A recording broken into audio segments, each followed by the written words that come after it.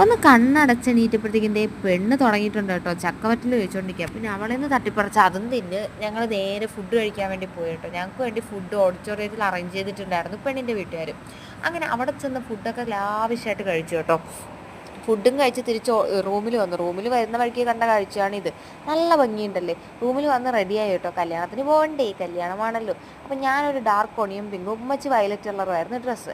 അങ്ങനെ ഞങ്ങൾ റെഡിയായി ഞങ്ങൾ ലിഫ്റ്റിൽ താഴോട്ട് ഇറങ്ങുമായിരുന്നു കേട്ടോ. ആ സമയത്ത് എന്നെ എല്ലാവരും കൂടെ വളഞ്ഞിട്ട് കളിയാക്കുക. ഇതാര് അമേരിക്കൻ അമ്മായി വന്ന് നിൽക്കുന്നു എന്ന് പറഞ്ഞിട്ട് കാര്യമില്ല. കളിയാക്കാൻ മുൻപന്തിയിൽ എൻ്റെ ഉമ്മച്ചി തന്നെയാണ് കൂടെ നിൽക്കുന്നത്.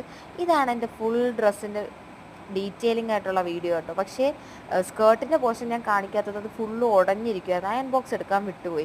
പിന്നെ കുഴപ്പമില്ല, അഡ്ജസ്റ്റ് ചെയ്തു. അവിടെ ചെന്നപ്പോഴത്തേക്കും കുറേ ഫ്രഷ് ജ്യൂസും കാര്യങ്ങളൊക്കെ ഉണ്ടായിരുന്നു. പിന്നെ അതൊക്കെ കുടിച്ചിട്ട് നേരെ ഓഡിറ്റോറിയത്തിൽ കയറി. അപ്പോൾ പെണ്ണ് വന്നു കേട്ടോ. നിക്കാഹും കാര്യങ്ങളൊക്കെ പള്ളിയിൽ വെച്ചിട്ടായിരുന്നു. പിന്നെ പെണ്ണിനെ സ്വീകരിച്ചു. നമുക്ക് അവിടുത്തെ പരിപാടികളും കാര്യങ്ങളും അറിഞ്ഞൂട്ടോ. ശരിക്കും പറഞ്ഞാൽ മലപ്പുറം ട്രിവാൻഡ്രം എന്ന് പറഞ്ഞാൽ ഭയങ്കര ടഫാണ് കേട്ടോ.